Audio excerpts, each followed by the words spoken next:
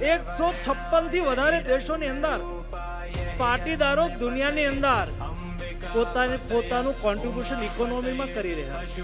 ત્યાંની સરકારોમાં કેટલી સરકારોમાં સરકારના મુખ્ય સ્થાન પર પાટીદારો બેઠા છે. એક વખત હું રાષ્ટ્રપતિજીની સાથે ઇક્વાડોરિયા ગિની ગયો.